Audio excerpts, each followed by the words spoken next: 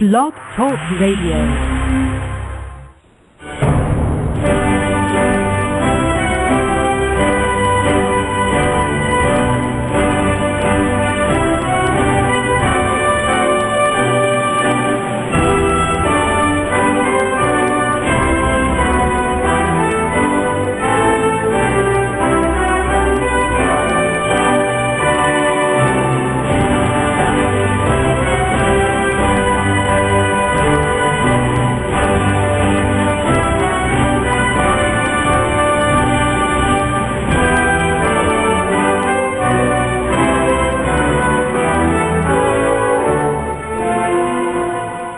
Meus amigos, estamos aqui de volta. Como sempre, começamos invocando a Santíssima Virgem Maria e Santo Padre Pio de Pietrelcina, a que roguem a Deus que nenhuma injustiça se cometa nesse programa. Eu sei que já está um pouco tarde, mas não custa repetir o aviso de que a semana que vem eu vou estar aqui proferindo em Colonial Heights o curso Raízes da Modernidade, que é um título involuntariamente plagiado de um livro que eu não conhecia, do Padre Henrique Lima Vaz.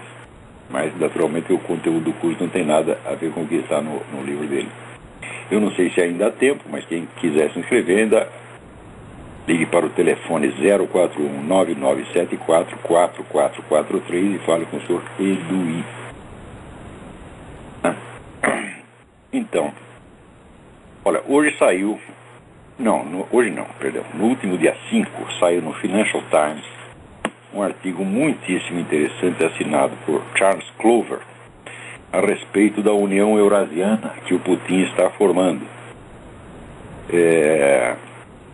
E aparece então aqui uma declaração do professor Alexandre Dugin, muito importante. Ele disse: nós tivemos de esperar 25 anos para que essas palavras, União Eurasiana, pudessem ser pronunciadas em público pelos nossos líderes. Foram 25 anos de trabalho subterrâneo. Então, se você quer conhecer a política de um país e quer saber para onde as coisas vão, você tem que estudar a atividade dos intelectuais maiores, das lideranças intelectuais maiores do país, e não são as pessoas mais visíveis. São gente que dificilmente você vê na televisão, pode ver de vez em quando, tá certo? Mas são pessoas cujo poder de influência você não mede, assim, em termos de mídia. Porque eles não influenciam o povão, eles influenciam a liderança direta, tá entendendo? Então, é nesses grupos de intelectuais que se forma a política do futuro. E qual é a obrigação do analista político, do estudioso? É ver o que os intelectuais estão fazendo, o que eles estão aprontando, o que eles estão planejando e o que vai acontecer no futuro. Não é uma questão de você prever. O camarada está dizendo, olha, eu vou fazer isso, mais isso, mais isso, mais isso, mais isso. Então é natural você supor que, se ele não for impedido, ele vai fazer exatamente o que ele está dizendo que vai fazer. Tá certo? Então, por exemplo, tudo o que o PT veio a fazer para destruir todas as lideranças da oposição, está tudo nas atas do Congresso do PT que o pessoal não lia. Tá certo? E, sobretudo, na vasta literatura estratégica produzida pelos intelectuais petistas, que os nossos analistas de mídia não leem, porque eles não leem merda nenhuma. Esta que é a verdade. A gente vai falar o português claro, porra. No Brasil, esse pessoal que escreve, eles escrevem para não ter que ler, porra. Então, quando você abre lá o Estadão, a Folha de São Paulo, quando você ouve aí Arnaldo Jabor, essa gente fazendo análise política, a coisa é de um primarismo, de uma estupidez tão imensa. E é por isso que eles estão sempre atrasados, eles estão sempre levando susto, com notícias do ano passado. Agora, quando a gente investiga em profundidade, vê os debates entre os intelectuais, entre as lideranças maiores, tá certo? E faz uma análise correta dizendo o que vai acontecer, o que acontece? Os indivíduos não entendem o que a gente está falando. Eles não sabem do que eu estou falando. Então, quando eu comecei a falar desse negócio de Alexandre Dugin, todo mundo dizia que eu estava louco, que apareceu um monte de especialistas dizendo, não, o Dugin, o tempo dele já passou, ele não é mais influente, etc, etc. Justamente no momento em que os planos do Dugin estavam para virar a realidade política do dia, depois de terem sido cozinhados ali no subterrâneo durante 25 anos, meu Deus do céu.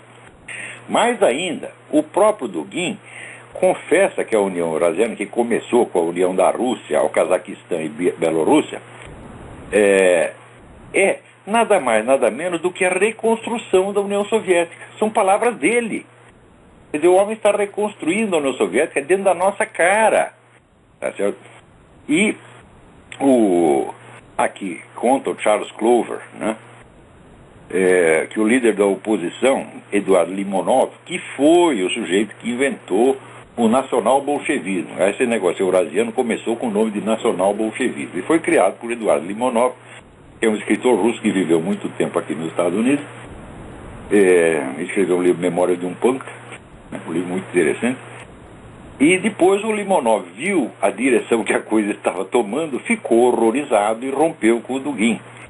E ele diz que já que a Rússia foi fundada por dois santos, São Cirilo e São Metódio, né? E ensinaram lá o alfabeto cirílico para os russos, e civilizaram os russos, né? E ele diz que Putin e Dugin são São Cirilo e São Metódio do fascismo, né? Olha aí, gente, o que está acontecendo, o que está se aprontando diante do nosso nariz, né? O movimento revolucionário, ele tem essas duas aparências, né? Ora tem a aparência puramente socialista, internacionalista, ora vem com um programa nacionalista, imperialista, mas também socialista, né? Então, quando você pensa que os problemas acabaram, não é aí que eles estão começando, meu filho. Você pensa que o fascismo morreu, o nazismo morreu? Não, apareceu agora com outra cara, está lá na Rússia, né? E está sendo montado diante dos olhos sonsos dos comentaristas internacionais. Agora começaram a escrever artigos sobre o Dugin no Financial Times. Talvez até discutam lá no Council of Foreign Relations, né? Com 20, 30 anos de atraso. 25 para ser exato, é? Não é nem 20 nem 30, é 25. Então, novamente aqui este que vos falo, começou a anunciar a coisa, falei do negócio em vários artigos, enfim, terminou dando esse debate com o professor Alessandro Dugin, onde está tudo lá explicado, quer dizer, todos os planos dele, o que eles vão fazer e a merda universal que isso vai criar. Está tudo lá explicado já de antemão para quem quiser entender e quiser se preparar para a porcaria que vem aí por diante. O que esse pessoal está aprontando é simplesmente uma guerra contra os Estados Unidos. Tá certo? E, na verdade, é o seguinte, a Rússia está mais interessada na Europa do que nos Estados Unidos.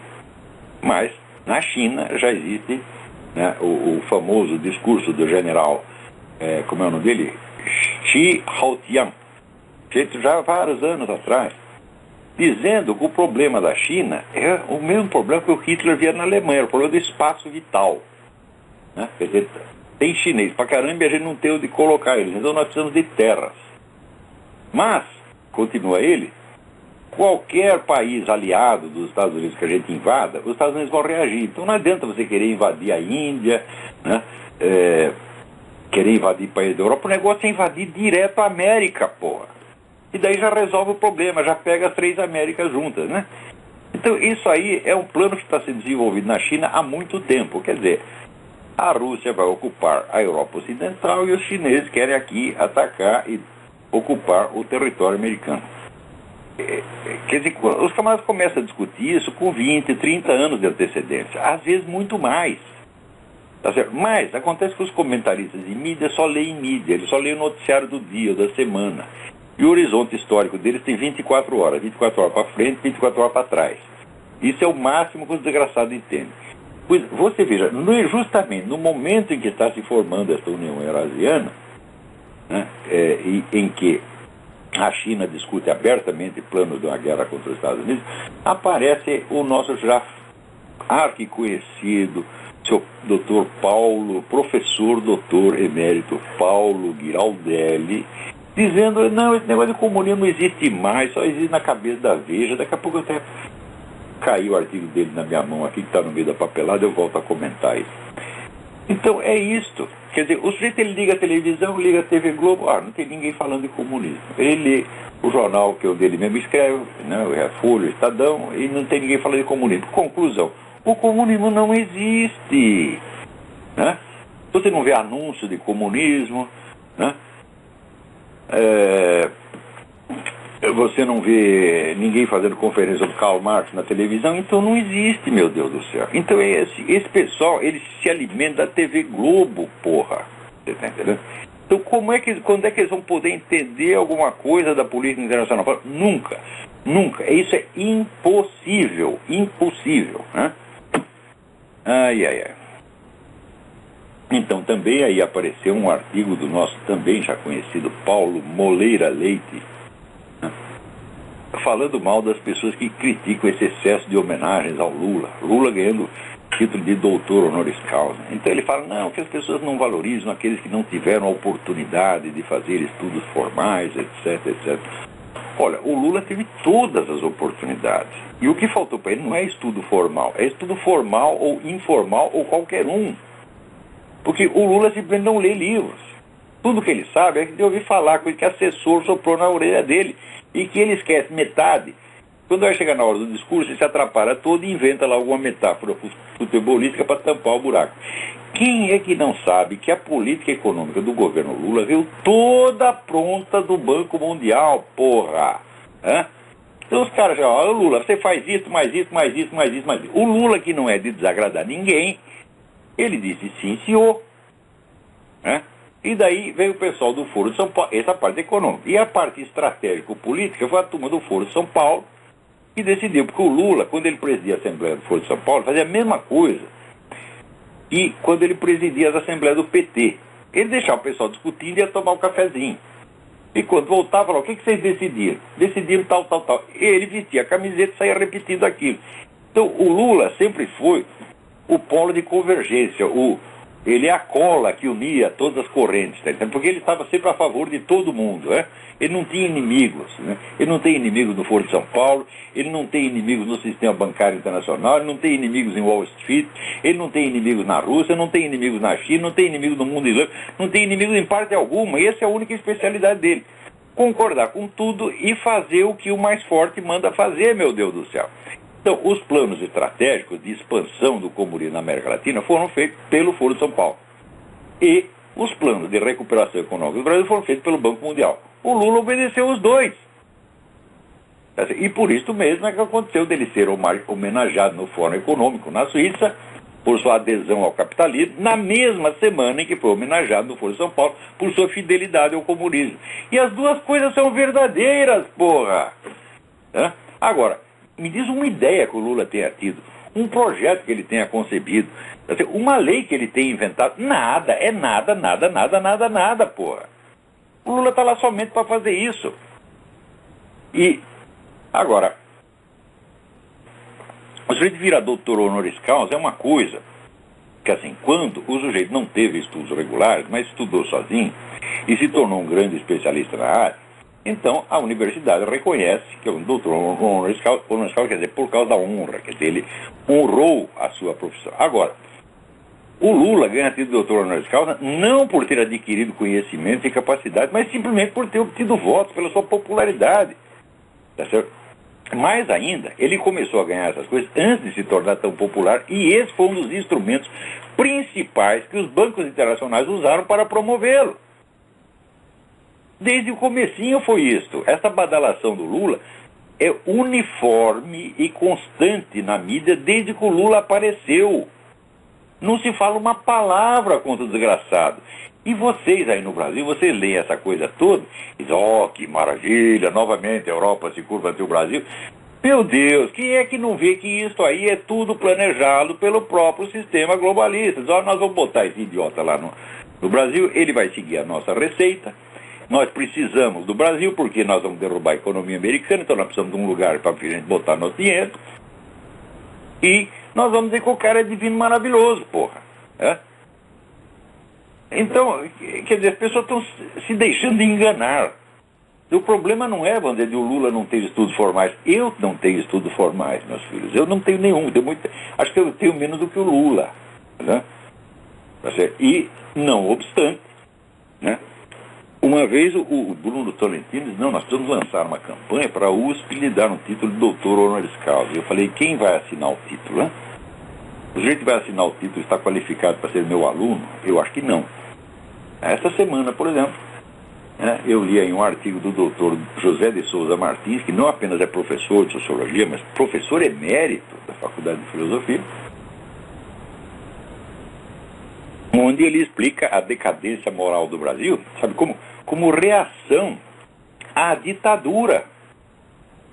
Ora, meu Deus do céu, o cara é sociólogo? Eu digo, não é sociólogo de jeito nenhum. Ele está brincando de sociólogo, está fingindo de sociólogo, porra. O sociólogo tem a obrigação de saber que mais de metade da população brasileira está abaixo de 30 anos de idade e não pode ter sofrido absolutamente nada num regime que acabou 25 anos atrás. O sujeito estava com 5 anos de idade, né, quando teve 5, 6, 7, 8 anos de idade. Então, que opressão política ele pode ter sofrido no tempo da ditadura, meu Deus do céu?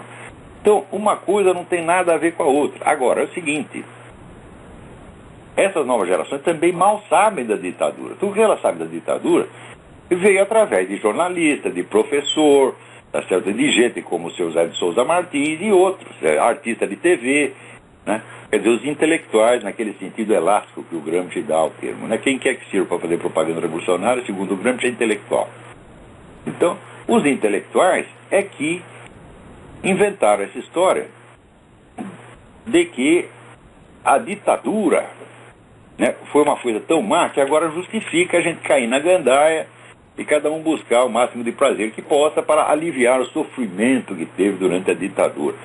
Ora, meu Deus do céu, será possível que o sujeito, para ele buscar uma satisfação erótica ou etílica, ele precisa de uma ditadura? Eu nunca precisei. Precisa outra coisa dura, mas ditadura não. Tá vendo? Então,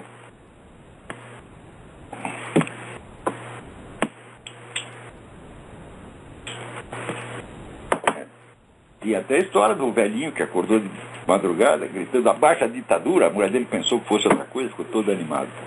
Né? Então, isso é o máximo que você precisa para você cair na gandaia, meu filho. Então, agora, também ele critica o consumismo. Quer dizer, o consumismo da nova geração é culpa da ditadura. Né? E olha que incrível, já no tempo da ditadura, né, houve um plano econômico bem sucedido, o Brasil crescia 15% ao ano, não 4% como no tempo do Lula, 15% ao ano. Todo mundo encheu o cu de dinheiro e saiu comprando tudo que havia para comprar. Naquela época, então, é claro, houve uma ascensão social, uma distribuição de renda absolutamente formidável, e a turma da esquerda o que fez? Ficou contente porque melhorou a situação dos pobres. Olha aí, os pobres estão comprando, agora estão comprando até televisão a cores, comprando até automóvel. Ficaram contentes que melhorou a vida dos pobres? Não. Esconderam essa parte, só falava do consumismo. Agora aconteceu de novo a mesma coisa. Não com as dimensões que a coisa aconteceu no tempo da ditadura, que naquela época beneficiou 60% da população brasileira. Não 10% ou 12% como no tempo do Lula. Quer dizer, foi uma ascensão social muito maior, distribuição de renda muito mais significativa. Né? Então agora aconteceu a mesma coisa, o pessoal está ganhando mais dinheiro, então começa a comprar coisa. Então o que a gente faz? Celebra, né, os resultados da política econômica do Lula, mas ao mesmo tempo não pode culpar ele do consumismo. Então quem é o culpado do consumismo atual? A ditadura de 30 anos atrás. Quer dizer, é um raciocínio de jirico. Quer dizer, como o sociólogo, esse sujeito é nota zero, abaixo de zero, tá entendendo? Então, ele devia entrar num daqueles testes internacionais dos brasileiros que não ser para o último lugar, fazer um teste. Vamos fazer um. Eu já sugeri, mas ninguém aceita a minha sugestão. Vamos fazer um teste internacional de professores universitários, né? Vamos fazer um teste de ministros da educação, de ministros da cultura. E você vai ver que o brasileiro vai continuar tirando o último lugar. Quer dizer, não é por falta de escola, meu Deus do céu. O problema no Brasil é o ódio ao conhecimento. Isso é muito velho no Brasil e com a ascensão do lulismo a coisa piorou formidavelmente. Né? Tanto que hoje os fatos mais óbvios da vida social não podem ser discutidos porque eles não são sequer percebidos. Quer dizer, às vezes o sujeito está falando um assunto, no teor mesmo das palavras que o camarada usa, está afirmado o contrário daquilo que ele está querendo dizer e ele não percebe. Eu vou dar um exemplo para vocês. Eu hoje estava lendo aqui uma resenha que saiu na revista New Criterion, excelente revista que tem aqui, da Gertrude Himmelfarb.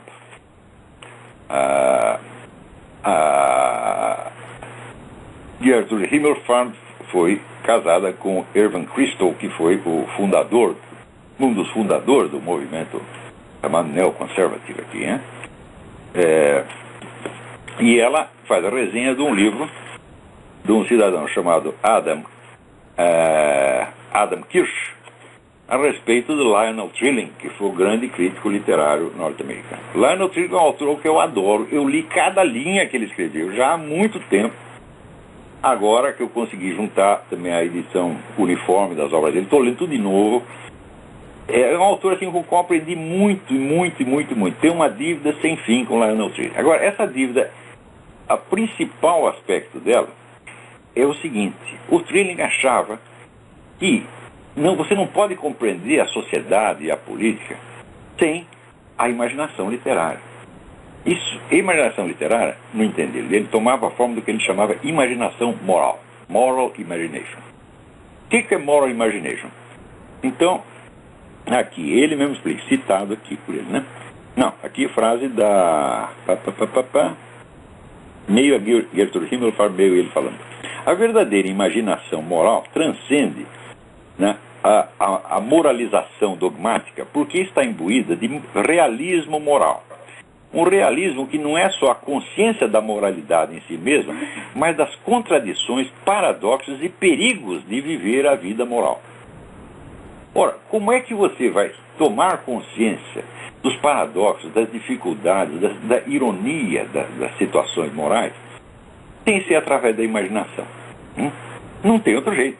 Então é você conhecendo, né, inúmeros enredos da literatura universal, que você concebe certas dificuldades morais que às vezes você mesmo vai encontrar na vida, mas que você não entende, você não tem a forma conceptual para dizer o que está acontecendo, e é o que a literatura te ensina a dizer. E o principal livro, o livro mais famoso lá no Trilling, chama-se The Liberal Imagination, e foi publicado no Brasil uma tradução medonha, com o título mais medonho ainda, de Literatura e Sociedade.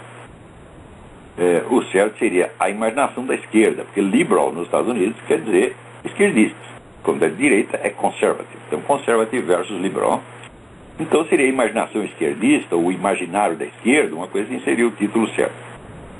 E ele diz o seguinte: até aquela época que ele publicou, os anos 50, não havia nos Estados Unidos uma tradição intelectual conservadora. Havia apenas uma tradição esquerdista, que era dominante no país. E que o principal problema com essa tradição esquerdista era a sua falta de imaginação moral. Porque o esquerdista só entende assim: o bem e o mal. O bem é ele, o mal é o outro. Ele não é capaz de perceber ambiguidade, dificuldade, etc. Eu vou provar isso para vocês.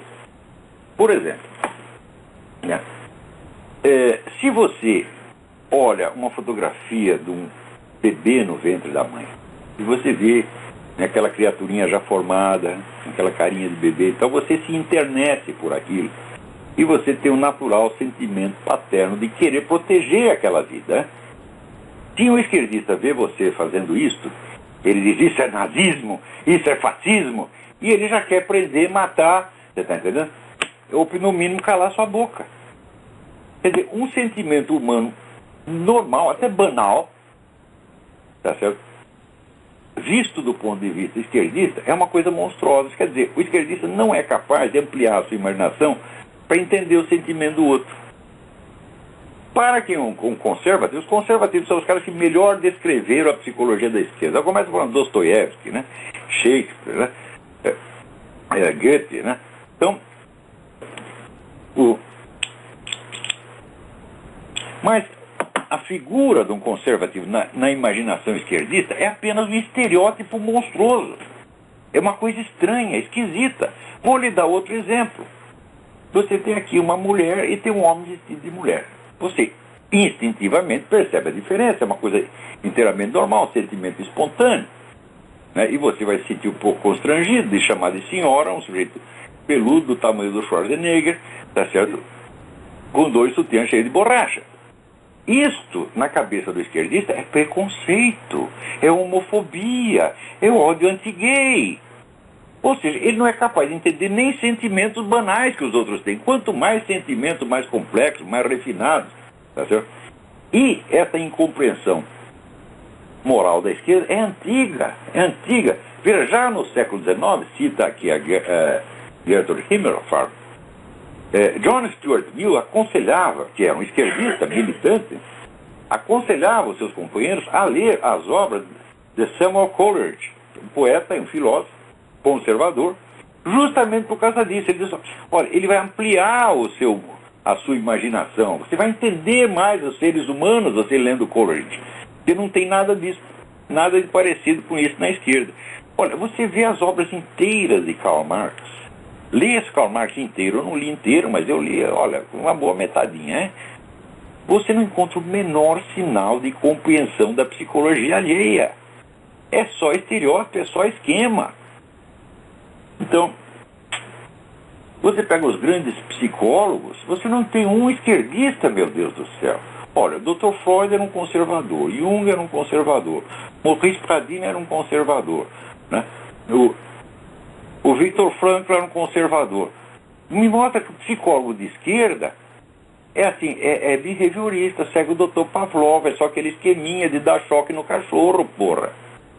Então, você veja, aqui a Gertrude Himmelfarb está lamentando que os caras não estão mais lendo Trilling, né, esqueceram, tá, mas que é muito importante, que esse livro do Adam Kish mostra exatamente isso. O livro chama-se Why Trilling Matters. Por que Trilling é importante, né? O livro que acabou de sair, não tá, eu não li o livro, não está nem na livraria ainda, já encomendei, né? Aliás, assim, eu tenho até medo de citar autores, né? Porque é o seguinte, a gente pega um autor, estuda, de trás para diante, dá aula, dá conferências, ensina as pessoas, etc. Daí aparece o picareta atrás, como esse seu Edson Oliveira, tá certo? Ou como esse seu Nogueira, e diz, vamos ganhar um dinheiro com isso.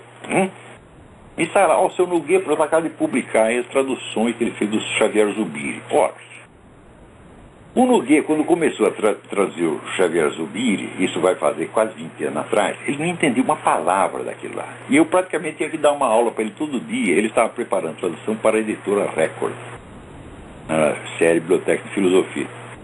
Tradução de El Hombre y Dios. Né? Então, além das aulas normais que eu estava dando sobre o Xavier Zubiri,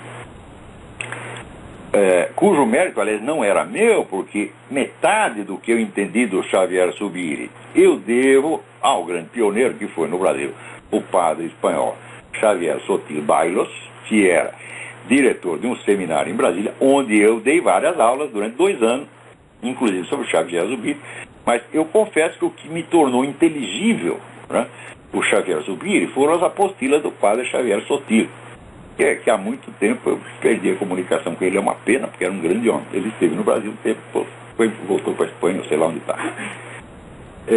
Então, eu, em parte com as minhas próprias leituras, em parte com o que havia aprendido do padre Xavier Sotil, ia lá trocando em miúdos aquilo, né? E acertando ali a tradução do Carl Nogueira,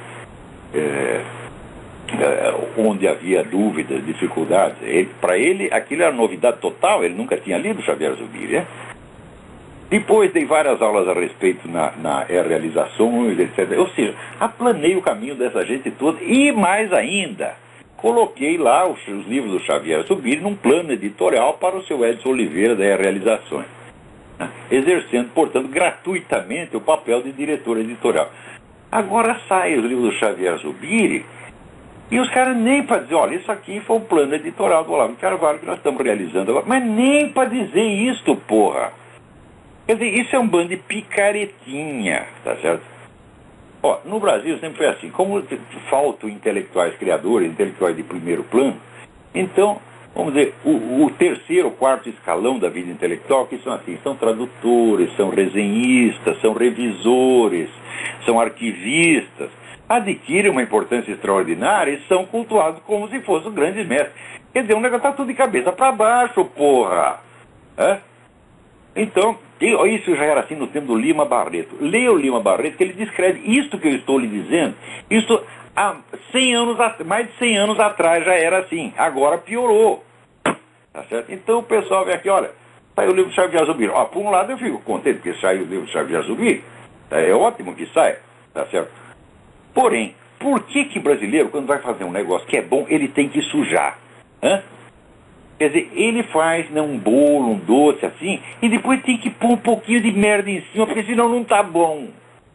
Por quê tem que ser assim? Por que a coisa não pode ser íntegra, correta? Já dizia São Tomás de Aquino, a ação boa é aquela que é boa na intenção, no planejamento, nos meios de execução e no resultado.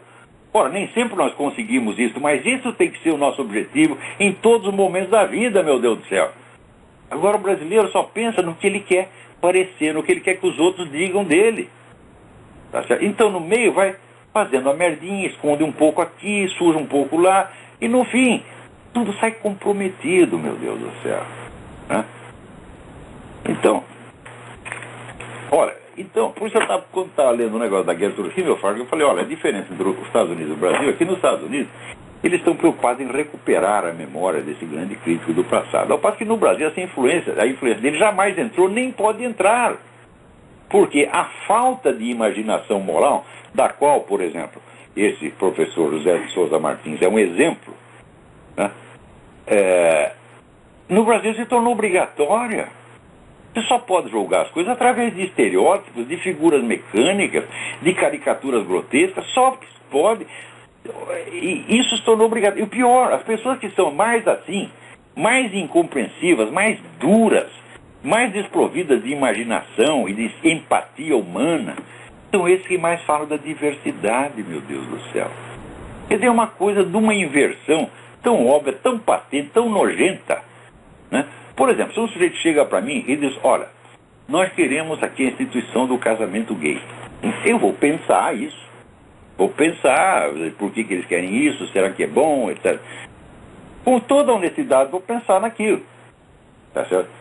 Agora, se alguém diz, olha, casamento gay não é bom, as pessoas ficam horrorizadas. Elas não querem ouvir as suas razões, os seus, não entendem nem os seus raciocínios, quanto mais os seus sentimentos, meu Deus do céu. Né? Então, por exemplo, quando aqui terminaram a política né, nas Forças Armadas, que não é para você falar, né? Não se fala disso aí. Se o cara é gay, esquece, a gente não pensa nisso. Então, não, nós queremos agora ser aceitos no Exército, já eram aceitos no Exército, nas Forças Armadas, todos. Nós queremos ser aceitos não apenas enquanto cidadãos americanos, mas como gays.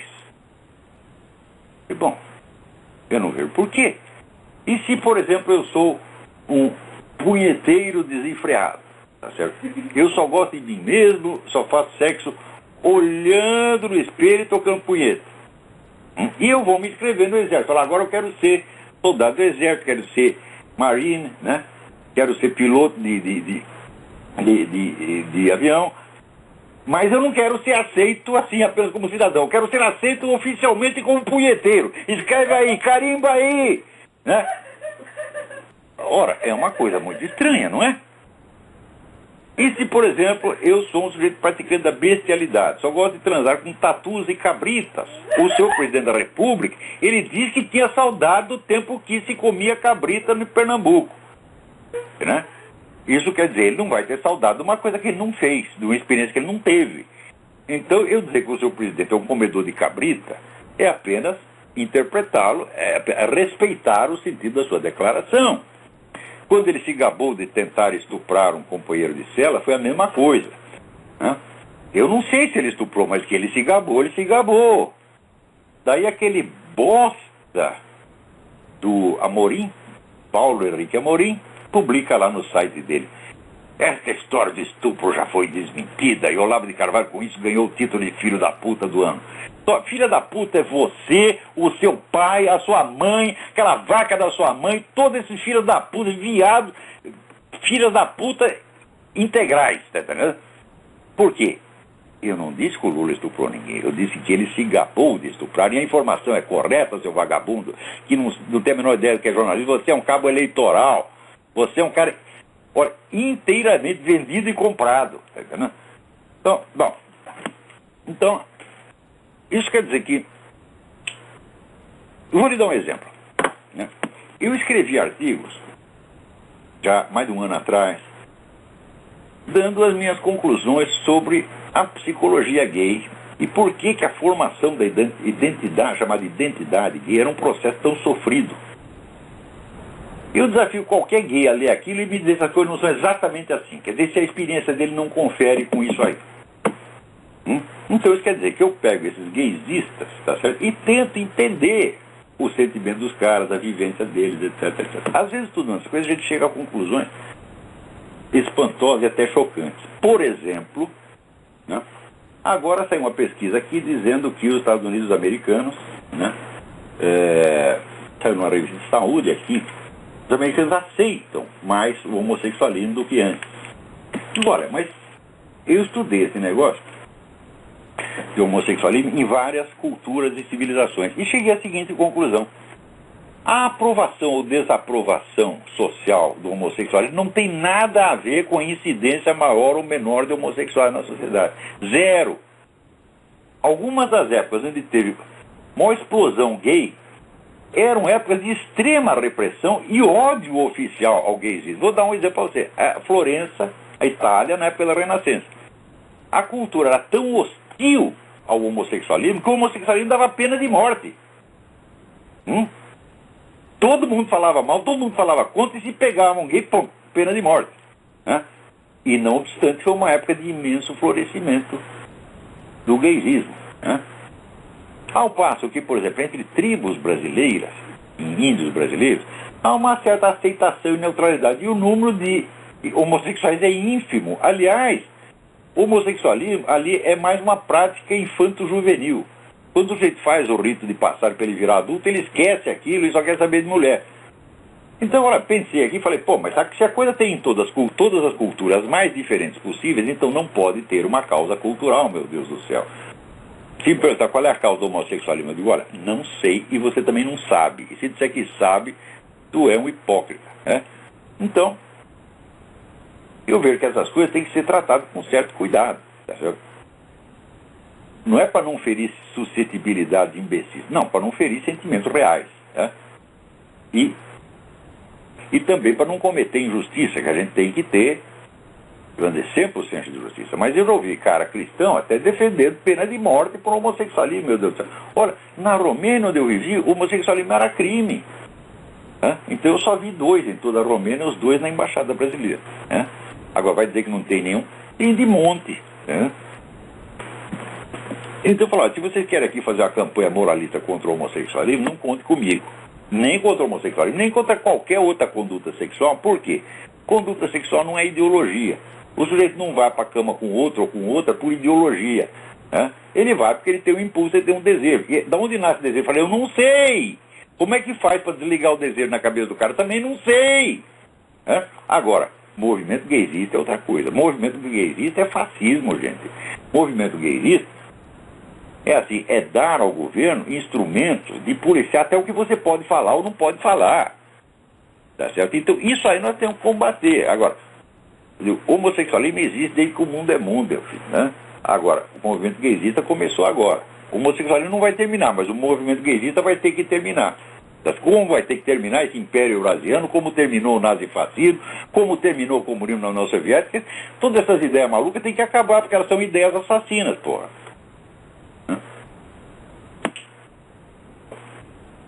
Peraí, tem alguém na linha. Alô, quem é? Alô? Olavo? Eu? É Alexandre Calzeta, de São Paulo. Tudo bem, Alexandre? Tudo bem. Antes, eu vou fazer uma pergunta rápida e liberar para os outros poderem falar com o senhor. Eu baixei da internet o livro do Morat Adler, né? A Arte de Ler. Aquela edição, aquela edição antiga. Não muito melhor do que a nova. É o que eu ia perguntar para o senhor, porque eu não sou estudante de nenhuma ciência humana, eu simplesmente gosto do programa do senhor, aliás, que eu estou acompanhando desde os antigos e desde que eu ouvi o conselho que eu fiz para o senhor há uns programas atrás, né, de o que fazer, o senhor falou, façamos o que é do nosso dever, o senhor não tem ideia de como é difícil fazer o que é do nosso dever e dar de cara com tanta omissão por aí, em todos os graus, político, trabalho. O Brasil é isso daí, tudo que o senhor falou desde o início do programa até agora. Bom, Mas eu queria saber do senhor, para mim, eu deveria ser aluno do senhor do seminário, mas eu queria saber se eu seguir esse programa do Mortimer Adler, eu consigo ter as mesmas bases, ou então, como é que eu posso dizer? Uma fonte segura de informação de verdade, um programa sério. Para os meus alunos, eu considero que o sujeito seguir mais ou menos o plano do Adler é um esforço paralelo, ele tem que fazer isso de qualquer maneira. Eu sempre digo o seguinte, olha, a aquisição de uma cultura literária vasta é uma condição necessária para você poder estudar filosofia proveitosamente.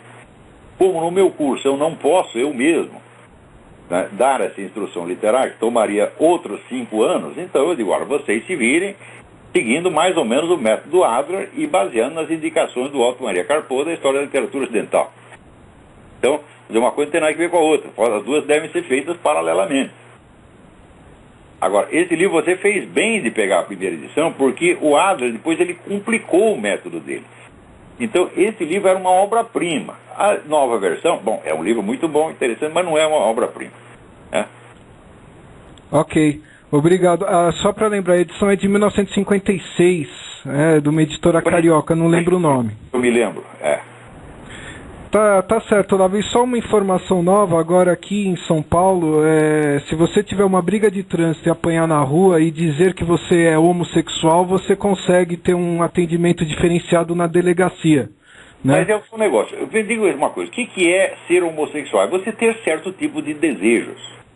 Porque nem toda pessoa que é homossexual, que tem um desejo homossexual, tem oportunidade de realizar todos os seus desejos. Os heterossexuais também não. Então, o homossexualismo, tal como o heterossexualismo, é em primeiríssimo lugar uma fantasia. Né? Isso quer dizer, um desejo que você tem, que você vive em fantasia, em pensamento, antes de poder vivenciá-lo, né, fisicamente. Então, ora, por que uma fantasia sexual deveria ser considerada mais sacrossanta, mais digna, mais merecedora da proteção oficial do que o sentimento religioso da população? Isso em si já é uma aberração, meu Deus do céu. E se o cara tiver outra fantasia sexual? E se ele apanhar no trânsito e ele disser, eu sou sadomasoquista, serve? Não serve.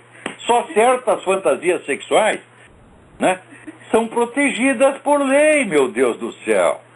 Se o cara disser, olha, eu sou um punheteiro inveterado, eu só gosto de mim mesmo, ele vai ser protegido pela lei? Não. E se ele disser assim, olha, eu tenho, que nem o personagem do livro que eu li, The Devil, do Shelby, né? É assim, eu só tenho tesão por mulher casada. É uma fantasia, né? Serve essa fantasia, né? Chega lá, não, seu delegado, eu só como mulher casada, comi até a sua. O cara vai ser protegido por isso? Não, então por que a fantasia homossexual será tão sacrossanta? É porque os homossexuais são perseguidos? Não.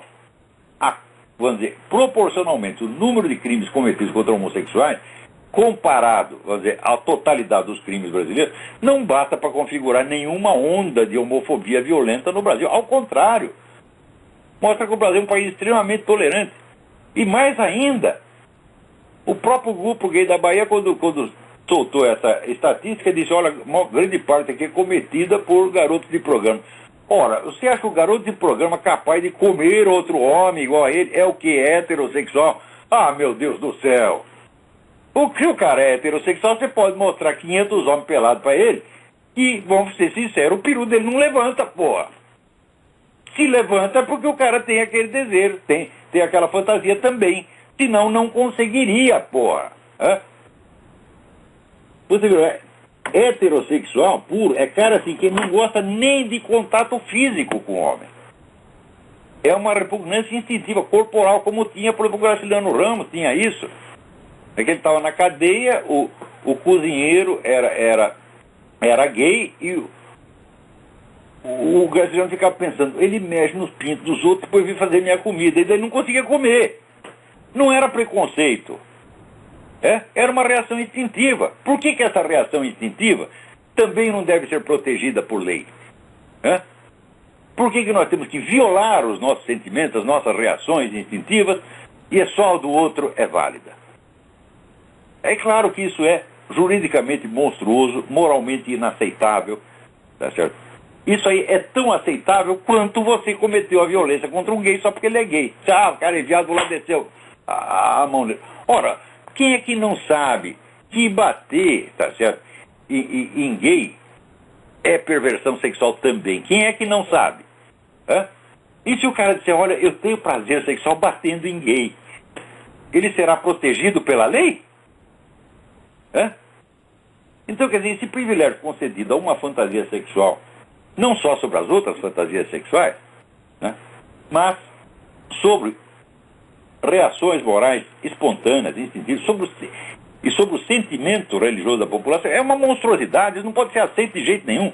Então, se vocês querem proteger os gays, pelo amor de Deus, vocês inventem outro instrumento, mas não desse jeito. Porque isso aí não trata de proteger vocês, trata de oprimir todos os demais, não só oprimir com pena de prisão possível, mas oprimir psicologicamente, criar o medo de você falar, o medo de olhar, tá certo? O medo de um gesto, é uma coisa horrorosa. Quer dizer, isso é um fascismo, evidentemente.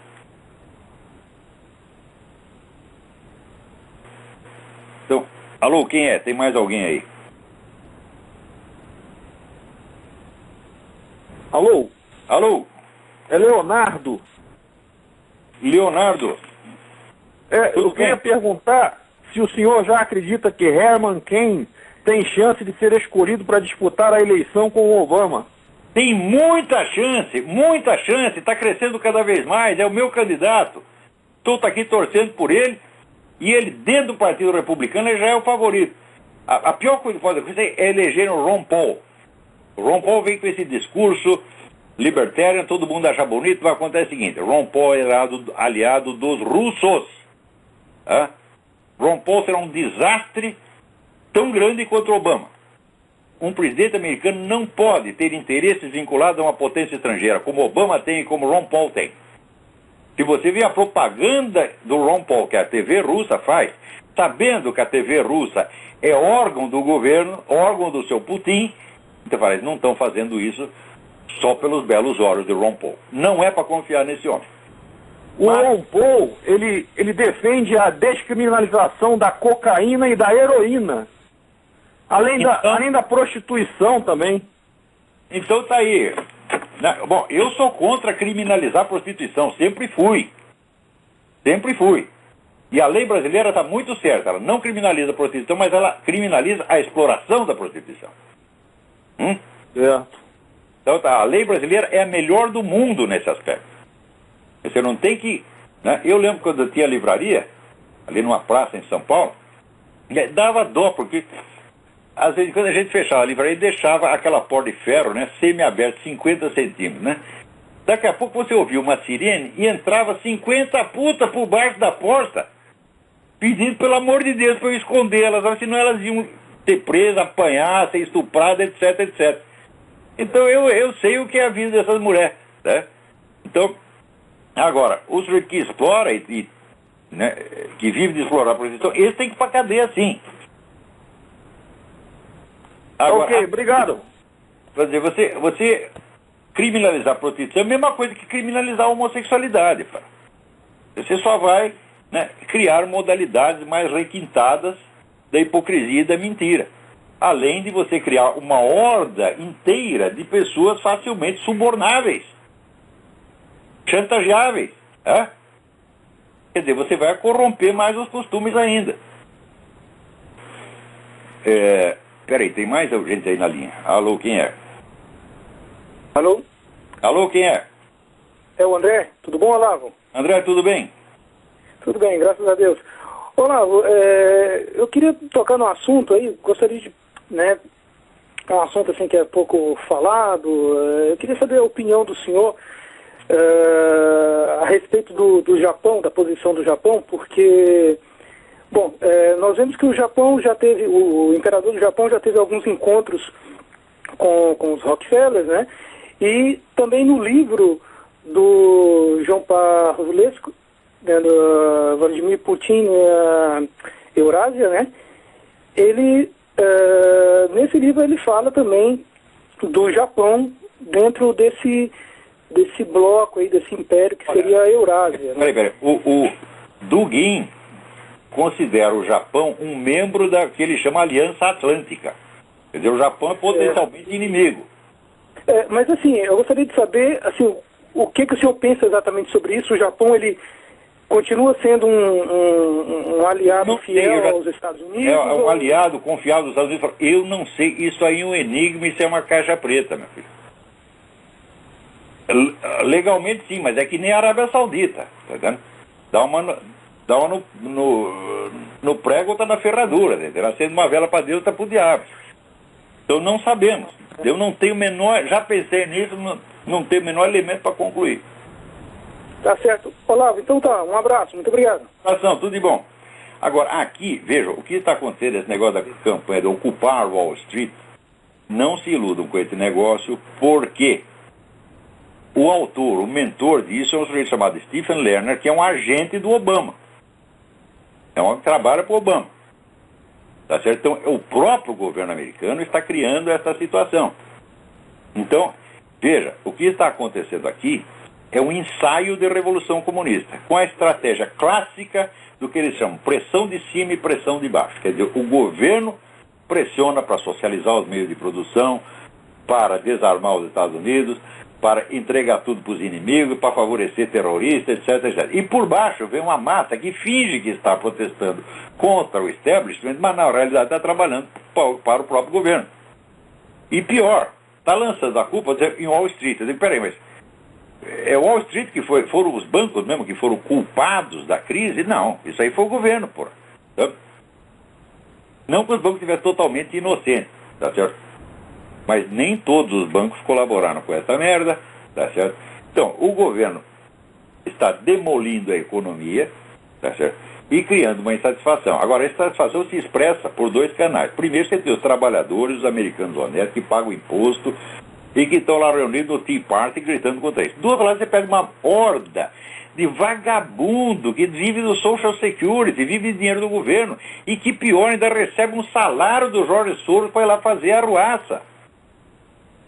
Tá certo? Então, olha, isso aí não é ainda uma revolução comunista, mas é um ensaio geral. E está muito bem montado. Né? Agora, enquanto isso aí, o pessoal fica chorando de um gay apanhou na Avenida Paulista. Um gay apanhou na Avenida Paulista. Meu filho, no ano passado mataram 176 mil cristãos e vocês não falaram uma palavra. Né? De que no Afeganistão não tem mais uma só igreja cristã. Acabaram todas. Os caras mataram todo mundo. Né? No Egito está acontecendo a mesma coisa. Agora, é sempre assim. Agora, por outro lado, aparece aquele seu Nunes Ferreira, como é o primeiro nome dele? Esqueci. Aloysio Nunes Ferreira Filho, né? Que foi ministro da Justiça do FHC. É aquele mesmo cretino que uma vez eu estava lá fazendo umas análises sobre a política dele, a mentalidade dele, ele me acusou de estar remexendo o esterco. Né? Daí eu disse, olha, senhor ministro, foi o senhor que disse. Né? Mas que a ideia é boa e que é uma ideia bastante precisa, dá uma ideia da substância que ele estava remexendo, é verdade, ele está realmente remexendo o esterco. Agora ele diz que vai fazer essa comissão de verdade e focar na ditadura. Muito bem, focar na ditadura, mas vamos focar em tudo o que aconteceu no tempo da ditadura. Primeiro, o que tem que ser averiguado é o seguinte, quantos desses brasileiros, tá certo, que estavam associados a Cuba, quantos exerciam cargos no serviço secreto de Cuba, na polícia de Cuba, no exército de Cuba, etc., e foram responsáveis pelo genocídio que foi feito em Cuba e que foi feito em Angola. Hã? Não pode investigar isso? Não pode, eles têm que ser inocentados a priori. Então significa o seguinte, que um regime que ao longo de 20 anos matou 300 terroristas, a quase totalidade deles armados, alguns, é claro, desarmados, foram mortos dentro da cadeia covardemente, isso é imperdoável. Mas a maioria ali foi morto de arma na mão. Então, matar 300 terroristas parece mais grave do que um genocídio de 100 mil pessoas que se fez em Cuba, com a ajuda desses mesmos caras. Se é para averiguar crime, ou seu mergulho no esterco, vamos averiguar direito. Vamos descobrir tudo, porra. Agora, tu não é homem para fazer isso. Tá? Tu não é homem porque tu não quer saber verdade, coisa nenhuma. A verdade na sua boca, a palavra verdade na sua boca, a palavra sai emporcalhada, tá certo? Porque é só mentira o que vocês querem fazer, tá certo? Vocês só querem, assim, lançar culpa nos militares de tudo que aconteceu, inclusive dos seus próprios crimes. Eles sempre fizeram isso. Xingue-os do que você é, acuse-os do que você faz.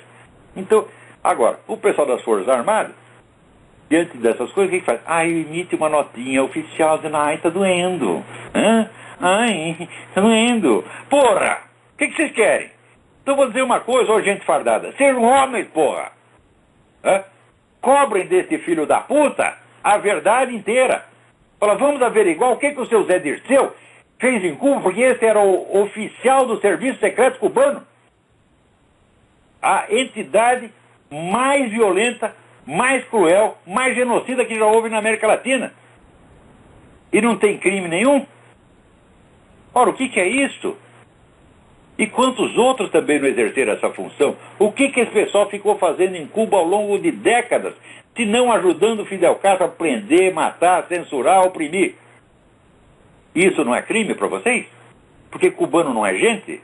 Só terrorista brasileiro é gente? Então, ora, eu tenho autoridade para falar, porque eu lembro o seguinte, quando houve o assassinato do Vladimir Herzog, eu fui uma das primeiras pessoas a fazer barulho. Foi a edição especial que nós fizemos do Jornal do Sindicato Jornalista denunciando aquilo. Tá certo? Então, eu nunca me calei perante essa violência e não vou calar nunca. Tá certo? Agora estou aí. Eu mesmo estou denunciando. Que está ressurgindo o fascismo na Rússia, porra. Tá entendendo? Vocês tomem cuidado, quer dizer, vocês esquerdistas todos, os caras vão usar vocês e depois vão matar todos. Então, o que eu acho simplesmente é que a verdade tem que ser investigada na sua inteireza, porque senão não é verdade, meu filho. Você ocultar metade da verdade e mostrar outra metade não é verdade. É o que se chama meia-verdade, portanto, mentira. Né? Agora, desse senhor Luiz, eu não espero outra coisa mesmo. E quer saber, dos nossos militares, eu também não espero, senão, né, um muxuxo, né? Que é o máximo de que são capazes hoje em dia. Então, olha, tem aqui umas cartas muito interessantes. Tem a carta de um rapaz chamado Diego, dizendo que está sendo forçado a se sindicalizar. O pessoal do... Quer dizer, eu não concordo com o sindicato, ele não me oferece benefício nenhum, mas estou sendo forçado. Então, tem toda a razão. O sindicalismo é para isso mesmo. O sindicalismo sempre foi picaretário e sempre será. Especialmente no Brasil, onde existia durante 40 anos um negócio chamado imposto sindical. Bom, meus amigos, então, o nosso tempo acabou. Até a semana que vem. Muito obrigado.